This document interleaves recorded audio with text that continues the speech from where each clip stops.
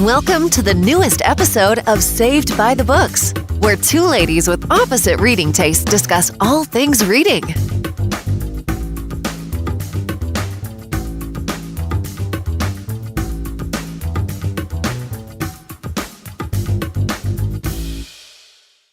Hey guys, what's up? And welcome to another episode of Saved by the Books. Paige and Becky are back with another episode, and I anticipate this one being a little salty. Yes, it's gonna be interesting. Yeah, because I'm in a mood. Yeah, and I'm getting over a migraine, so we'll see how this goes. Yeah, so we are doing the reader problem tag because we just needed something a little simple and no pressure to do. So that's what we're doing today. And hopefully these answers will be interesting for you guys. So do you want to just jump in? Sure, why not? All right, so the first question is, you have 20,000 books on your TBR. How in the world do you decide what to read next? For me, I guess I have no real system. I kind of stare at my books. I'm like, what do I want to read? And I try to get it off of my TBR shelf because I like literally have hundreds of TBR books, like physical books. It's so bad. But I kind of just try to find one that I'm in the mood for. And because I am a big mood reader. Same. So I don't know, it's just one of those, I don't really have a way. I may pick up a few and be like, what sounds actually interesting to me? I may read the first chapter, but I really don't have I usually ignore all the books on my TBR and buy a new one. And then go to the library or like go to the library website, and then if that doesn't work, I'll go to the Amazon website, and 2 days later a book magically appears at my house. It's crazy. So yeah, I sometimes, that's what I'll do. If I go to Barnes & Noble or something and browse the shelves, I'll find not one, but usually 2 or 3, and that's why my TBR is so huge. And I'll get that one and I'll read one of them, and then maybe I'll read one of them. And then the others will sit on my shelves for a year.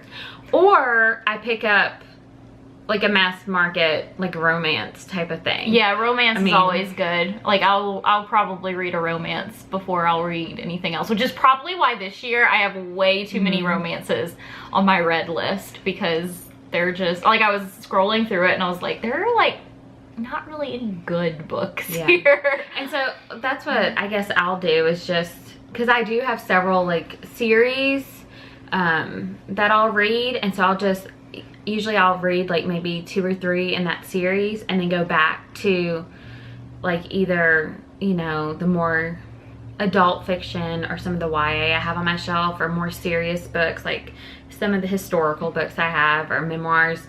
But yeah, I'll just maybe read 2 or 3 in those just to get out of the reading slump, which I'm currently in now because I read too much in April. So the next question is, you're halfway through a book and you're just not loving it. Do you quit or are you committed? So it depends. Because first off, this is why I like reading on my Kindle so much, because if I'm halfway through the book and it says like I have 2 hours left, I'll probably push through it. But if I'm like, I don't know, if it's gonna take me a long time, I probably won't. Or if like I am really hating it, I'm just not even gonna bother. But I feel like you're probably different. Yeah, it depends. A lot of times I'll push through it because I am one that, this is the first year I have actually DNF'd a book, and it was an ARC, and it was this weekend, and I messaged Paige and was like, hey, for ARCs, have you DNF'd them? Like, I feel bad. Because, you know, people put a lot of effort into it. And she's like, yeah, I'll DNF it if I really don't like it. So I did. So that was a big moment, because I DNF'd an ARC this past weekend. And I think that's why I think that's what caused me to be in a reading slump, because I was trying to push through it. So I need to learn. But other books that I've had on my shelf forever, I will push through them. But I think more of the recent like ebooks, I'll just stop reading them. See, to me, I feel like for you, a book has like earned its place on your shelf if you buy it. But if I read, like if it doesn't earn its place on my shelf until I read it and I love it. And then I'm like, okay. But, okay, so now I'm in like this whole like thing where like I've bought so many books that it's like, I feel like I have to read them because I've put the effort and like the money into it. And I feel like I need to at least give it a chance. But I kind of just want to do a massive unhaul, I'm not gonna lie. Well, and I think that's why I've kept them so long. It's because I've actually paid for them, or, you know, and I've put a lot of money into it. So I rarely, the only times I will unhaul is if it's a duplicate copy or like something like that, or if someone gave me the book and I knew I wouldn't, I'll unhaul it then. So question 3, the end of the year is coming and you're so close but so far away on your Goodreads reading challenge. Do you try to catch up, and how? It depends on how close is close. Cause like, if I'm like 2 books away and we're 2 days to the end of the year, I'll get there. If I'm 5 books away and it's like 2 days from the end of the year, I'll get there. That's when I'll pull out the short books that I have, or like the small anthologies. But if I'm like 10 books away, probably not. And I feel like it depends on my mood too. If I'm not feeling it, if I'm all about some of these like Christmassy good feelings, or if I'm stuck on Hallmark movies, like I'll be like, hey, Hallmark is more important than my Goodreads goal. But I actually, and I think we both do this, we set realistic goals, like, oh yeah, I like tend to undershoot, and then I like end up surpassing what I thought I was gonna do anyway. So and then we keep upping it. So I think we're pretty good at that, you know, we know what we're able to read. So like I'll always start it off with maybe 52, or like, and then we up it to 100 because we've already reached 52 by halfway through the year, or 3 months into the year, depending on how it is. So I think I think that's one thing we're good about, is being realistic with our goals. The next question, the cover of a series you love do not match. How do you cope? Buy new books to match. Okay, so my Harry Potter books, for example, I have the first 4 in paperback and the last 3 in hardback, and it drives me crazy, but at the same time, like, I almost replaced them, and then I was like, but I still can't get rid of the paperbacks because those were the ones I carried around and read, and like I have memories with. And in fact, I used to have the first one in a mass market paperback. Oh wow. And I replaced that in high school. So like I kind of regret that now, because like the first one, like it had ended up like the cover had been ripped off, so I had taped the cover back on and like all this stuff. So like I don't know, I'm trying to cope with it is my point, because I'm trying to like be like the memories attached to them mean more than the actual physical copy. Because like I actually don't reread the Harry Potter books very often. I know so many people do, but I don't. But when the publisher messes them up, I'm mad. Yeah, I like, for me, for the Grisha trilogy, like I have Shadow and Bone in the old, like the original cover, and I have the next 2 and the newer ones, which I like them, but then I want them to match. So I am gonna have to buy new ones, because I know you're in the same situation. Okay, so I actually had the Grisha trilogy on Kindle, and I read the first 2, and I kind of didn't like them that much, so I wasn't gonna buy the physical copies. But now I wish I had bought the original covers, because I don't really like the new ones, to be honest. Like, they're fine. I just think the original ones were prettier. Oh, another thing with that is the Leanne Moriarty. I probably butchered that name. But I love her one, like her original cover for each of them, where I don't like the newer ones. And so, and even though all of mine are in paperback, but they're all the same style of paperback. Yeah. Because, I mean, I just need them to all match, especially when book heights change and stuff. Oh, yeah, I totally just did that, like, a week ago. I have the first 4 Chicagoland Vampire series in mass market, and then they stopped making mass market. Well, I say they stopped. The 9th book is coming out in mass market in 2035. And I was like, I'm not waiting. puts 2035? I don't know, but I was like, I'm not waiting that long. And so I started with number 5. I started just buying the regular paperback because I was just like, well, at least I only have the first 4 that are going to be wrong. But and see, when it comes to those types of series, that doesn't bug me as much. If it's because those types of romance, like, for some reason, like mass market, like I'm more likely to like loan them out to whoever. Like, I was thinking about my mom, like, I was like, oh, I might just, like, because I was telling her about the series, and I was like, oh, yeah, like, she can just, like, take the mass markets home or whatever, but, yeah, I don't know. Loan my books, we'll get to that in a second, but also, for mass market, I don't like mass market unless I'm okay with it being, like, a romance type book, because it can fit in my purse, or usually it's for the beach or by the pool. I don't care what actually ends up happening to those, because... yeah, if something really like I dropped it or something, I'll just replace it. Though I will admit, like mass markets are getting expensive. Like I remember when they were like $3.99 and like $4.99, and now they're like $8 or $9, and I'm like, that's not a big difference. The next question. So everyone and their mother loves a book you really don't like. Who do you bond with over shared feelings? Each other. Probably. Like it's the book thief. Yeah, book thief, aka like just think of, I know we've talked about it every time we talk about any type of negative books we don't like. I mean, we just, the whole time reading that, we were just messaging each other back, like constantly about how awful it was. Yeah. Which sounds bad because I know it's a great piece of work and so many people love it and it's taught in schools and stuff, but I'm so glad I never have to read it again. I'm sorry, book thief fans. I really am. I was trying to think of another book I didn't like, and I literally Cursed Child, but I mean, I bond with people on the internet about that. Yeah. I mean, I think some of the Harry Potter groups we're in, if anything gets mentioned about Cursed Child, I'll see Paige's name pop up, and like, it's all about no, it doesn't count. Like, that's not a part of the world. I can cite my sources. Yeah. So yeah, I guess each other or the internet, because you'll find somebody on the internet that agrees with you. I promise. The next one is you're reading a book and you are about to start crying in public. How do you deal? So. The thing that comes to mind instantly is I was reading the 4th Harry Potter book on the school bus, and when Cedric dies, I was like, I don't know, I was just like crying on the school bus. Aww. And so I guess I cry, I don't know, but I also don't read in public very often now as an adult.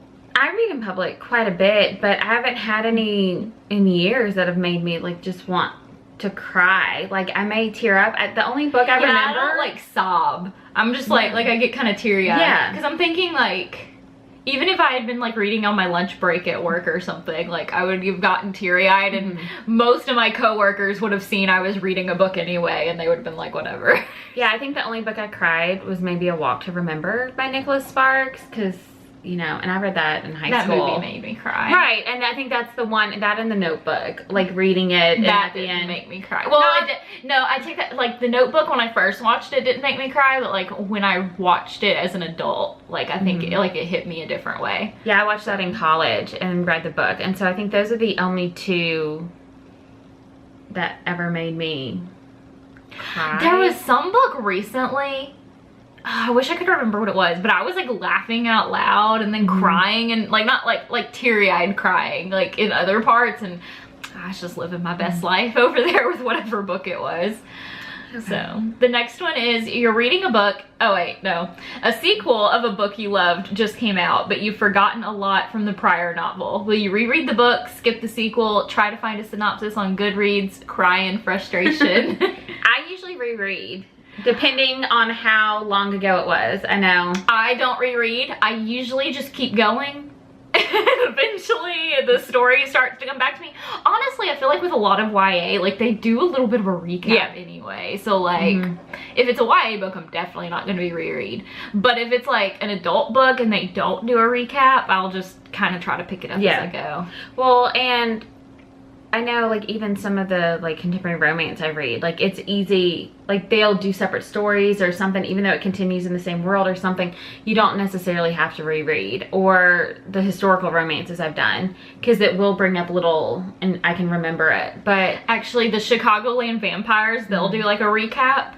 Oh my god, it drives me crazy. I get why they do it, because obviously, like, some people may not, because it's like a 13-book series, and I feel like, I get the impression some people maybe don't read them in order, or, like, people read them and they, like, skip a lot of time in between, like, when they're reading it or whatever. But I'm like, oh my god, can we not do this 2-page recap of the previous book, please? Like, can we just not? But yeah, it's only, I think, the really big series. Like, obviously, for Harry Potter, I reread all the time. Yes, I reread those. Well, I reread them when I was younger. I think that's probably why I don't reread them now. Yeah, I haven't reread them. I think it's only, I reread them before the last book came out. But I'll read it for that. I reread Twilight when they were doing those things. So it honestly has been years since I did the whole reread type of thing. I did read The Philosopher's Stone when the 20th anniversary editions came out. Because I was trying to challenge myself and read the first book in one day. And I succeeded. Yeah. Yeah, I was about to say, those are easy books to read in one day. Like, if I'm determined to do something, I will. The next one is, you do not want anyone borrowing your books. How do you politely tell people no when they ask? Oh, for me, I'm brutally honest, because I have coworkers and they tease me to this day, because they're like, because I had a set of it was the whole Lunar Chronicles. I lent out to one of my co-teachers and her daughter, because this co-teacher is super meticulous, takes care of everything. But what she didn't know is it was actually my classroom set. I just got a new set for my classroom. And then another coworker found out because I told her about another book. I was like, hey, you would probably like this. And I mentioned how I wouldn't loan out my own. And then they went on the same trip together. They're like, what? You actually loaned her books? And I mean, both are super meticulous with everything. And like, I mean, so they're the perfect people to loan things to. But I was like, no, actually I loaned her my classroom set, but to this day I get teased. I'm like, no, I'm not going to. I don't understand that, because I feel like nobody loans their books. Like, nobody I know loans their books. Well, see, so I don't understand why all these people out in the world are surprised and shocked that okay, I will let you borrow a book. Yeah. But I also know her, you know, I mean, she'll take care of it. She lives less than a mile from my house, so, I mean, like, if I really need it, and see, like, she would loan me a book if I, you know, didn't have it or needed it for a readathon, because I didn't want to go out and buy it or something, because I didn't know. Or I have another coworker, like, we'll share, but those are all the mass market romance type of things. And so I don't mind, in that case, those books, because I'm like, oh, it's only $7 to replace it if it happens. Because I'm sorry, I've had too many books. I'm definitely not loaning any of my signed copies out, for sure. Those don't leave my shelf. I remember, and it wasn't with a book, it was with a DVD. And it was either like one of my favorite movies or one of my Buffy DVDs, and I'm not loaning my Buffy DVDs. Even to this day, they're up in a closet and I haven't watched them in years. Nobody's borrowing those, okay? But this girl, it was at my 16th birthday party and it was at my house, and she wanted to borrow a DVD, and I was like, no, I really don't. Like, I was trying to be nice about it, and she kept insisting and insisting and insisting. I had to practically push her out of my door, like, no, you are not borrowing this, because I will not get it back. So yeah, I've had, especially her, because she was not very meticulous or trustworthy to bring it back. Like, I've had a family member borrow books and then I never get them back, and this person like gets rid of things all the time, and it drives me crazy, because I'm like, I know you had this book, but I couldn't say no, I felt like. And so I'm like, oh, I lost this book. So then I try and find it to replace it, because I'm one of those interesting people that has to have every book they've read on their shelf. One of these days you're gonna run out of room. No, because I'll just, you know, that's what I'm planning on having, like a library. So how am I gonna run out of room? There's finite space in a library. Will always be room. Okay, number 9. Okay, you've picked up and put down 5 books in last month. How do you get over your reading slump? Well, I don't know. I think I'm about to just give in and read Anne Boleyn by Alison Weir, because I think that's the only thing that I'm gonna be able to get. Yeah, I haven't been able to read a book since April. Like, I mean, not that it's April so long ago, but I haven't been able to read an actual book this whole week. And it's usually, and I find myself after a big readathon or readathon month, which April was for me. April was so, I think that's probably why this episode, like, we're both just kind of like over it. Because April was like a month. There were so many readathons, Camp Nano. Yeah, which I failed at because I wrote maybe 100, 200 words. I managed to write like 10,000 words. I know, I'm so proud of you. Day. I'm so proud of you. But yeah, I'm paying for it now because I just don't want to do anything. Yeah, nothing reading or writing related right now. No. So that's why I think last month, or not last month, but last week, I was trying to read Now I Rise by Kirsten White, and I just could not wrap my head around like the Ottoman Empire and their social structure. Because I had a headache for one, so that was one reason. And so I started Catherine of Aragon by Alison Weir, which I posted this on Instagram because it was just like, it made me laugh because I was like, a year ago, this would have not been like bedtime easy reading. It would have been like, oh, I need like to take notes and highlight and whatever. But I was like, whatever. So like I got through that, and ever since I've picked up like 5 other books and I cannot get through anything. And I just got Anne Boleyn from the library, and so I was like, I'll probably end up doing that. I did read Victoria by Daisy Goodwin. Right. It was boring. Well, that's sad. See, because yeah, I mean, I know we both did the Escape to Book Island readathon and the Tome Topple, yeah. And then I did the Owls, and so I just was burnt out. So I've been trying to read Arch Enemies by Marissa Meyer, which I love the story. I loved the story too, and even when I was reading, I was just like, okay, I want to finish this. Yeah, it's just that feeling like nothing can hold your interest. I just don't want to do anything but like lay in bed and watch YouTube videos. Pretty much. I've been watching Sims videos. I was about to say, I've been watching Sims. Yeah. Stop. Cody comes in the living room and he's just like, why don't you just go in there and play Sims instead of, and I'm like, we're just watching it, okay? Yeah. I was like, that takes effort, which I don't have right now. Yeah, I will say this about Victoria by Daisy Goodwin though. It's very, very similar to the first season of the show. That's why I found it boring. It wasn't because of the writing style or anything like that. I did learn quite a bit about the like British ruling system, like government structure. So that was cool. Yeah. I'm sure I'll use that somehow in my life. Your next book. The next one is, there are so many new books coming out that you're dying to read. How many do you actually buy? Well, this is where we differ. I'm trying to change myself because usually I would pre-order like almost every book, but I'm trying to only pre-order the ones that I really like want to read. Like I know like the type of book that like when the day it comes, I'm gonna pick it up that day.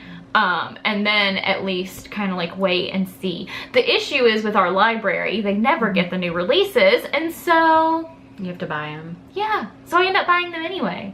And see, for me, the only ones, I only have maybe 2 authors that I'll actually do pre-orders for, and those are those historical romance ones, so Sarah McLean's and Julia Quinn's, because those are ones I've read, and I mean, I will read them no matter what. And I'm trying to do like only sequels now too. Especially like if I own the first one, I've read the first one and I liked the first one, then I'll pre-order the second one. Yeah, but usually I won't pick them up until I actually am in the mood for it. Yeah. So that's one thing I guess I'm really good about, because then I just don't go out and buy immediately. And so I'm one that browses the bookstore or stuff like that. Or I wait till they hit Book Outlet, because I am buying more books. And so if I'm gonna buy them, I'd rather wait and just get them once they get there. Yeah. Just because it saves some money. So I think the only time I actually buy new releases is when it's a group read. Yeah. I mean, and that's the only time. So for this year, that's mainly been it, except for that one time we went to Barnes & Noble together. Yeah. So, and that time it was only, I bought Mistborn because of Cody. That was it. And okay. Well, because April was such a busy thing, and so because I was gonna do Mistborn is intimidating until you read it, and then you're kind of like, it's kind of like Philippa Gregory, like it was so intimidating, and now that we've read it, we're just like, oh, okay. Well, and see, I'm planning on, because right now in May I want to read the books by authors that are gonna be at BookCon, and so I'm trying to go through those, and then Mistborn may be the one book I actually take with us to New York to read on the plane, and whenever we have free time, which we won't. I still haven't figured out any of that. Maybe after we record this, I will. Yeah. The last question is, after you've bought the new books you can't wait to get to, how long do they sit on your shelf before you get to them? So I feel like we kind of answered that. Yeah, but then sometimes I know, like the whole Marissa Myers, like Renegades, it's been on my shelf for 2 years and didn't read it until now, even though I wanted to. Yeah, it's... Well, okay, I think it's because both of us kind of discovered BookTube last year, and so I feel like that's kind of a symptom of discovering like the bookish community online, is that you buy a ton of books, and so that's kind of our issue right now, is that we have a ton of books, and we need to read them, but we haven't gotten to them, and so that's why I'm trying to like cool it on buying new stuff. And that's why I think some of these readathons have been good, because I've been purposeful in choosing the books off my shelf I already have. Yeah. Like, I feel like I've done really well at that, except for last year and Philippa Gregory, but you know what? It's Philippa Gregory, because those were like, okay, so I think for both of us, that had kind of been on my radar, at least for like years to read, and I had just never, I actually had owned White Queen on my Kindle and deleted it, and because I had never gotten into it, and so yeah, like I had been planning on reading that series for years, and it was great. So yeah, and I think it's helped because like Renegades, we ended up, I started reading it, then you did too, and so yeah, because I was like, okay, maybe since it's been on my shelf for as long as it's been on hers, if she's reading it, maybe we'll finish it. Well, and it'll be off my TBR. Right, and I think that's been like Philippa Gregory. The only reason I feel like we were so successful is there was a group of us that decided, hey, we want to read the whole thing this year. Yeah. But, you know, and we were the two that finished. Yeah. But yeah, like I don't want y'all to think that like it was easy. Like it took us the whole year. I mean, and they're good books, and it's not that they're like especially difficult to understand. It's just that they're long, and there's a lot of people all named Elizabeth and Edward and Henry.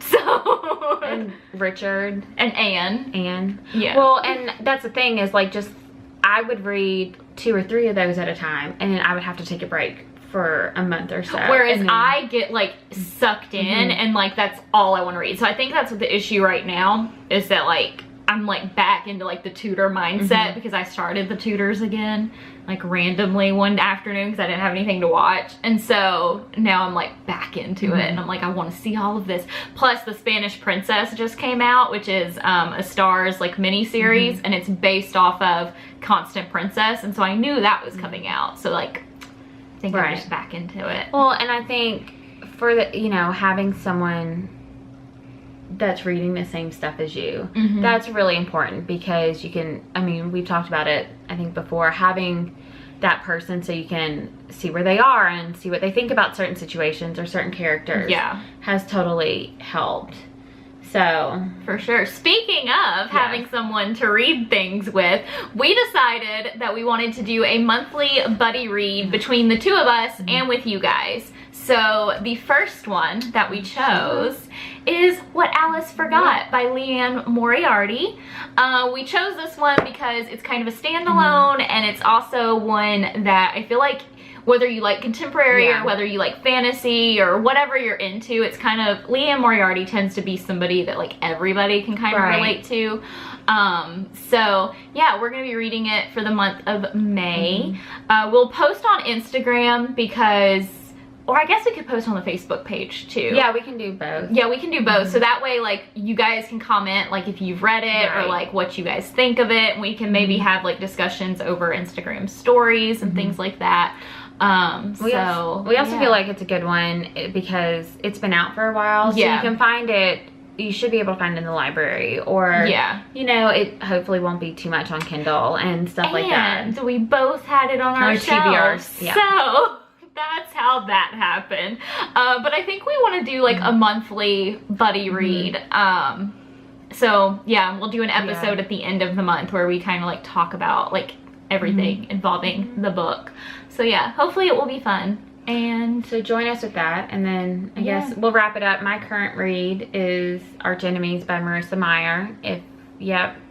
I've only read maybe 100 pages, so hopefully it'll go better. My current reads, she has a bunch.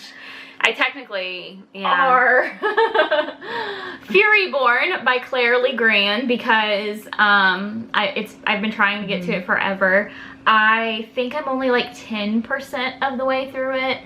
It's interesting so far, but it hasn't hooked me. I put Anne Boleyn on my currently reading on Goodreads by Alison Weir, but I haven't actually started it yet. But judging by her writing for Catherine of Aragon, you will. It's gonna be good. Yeah, I was about to say. Then also, like I mentioned, Now I Rise by Kirsten White, which is good.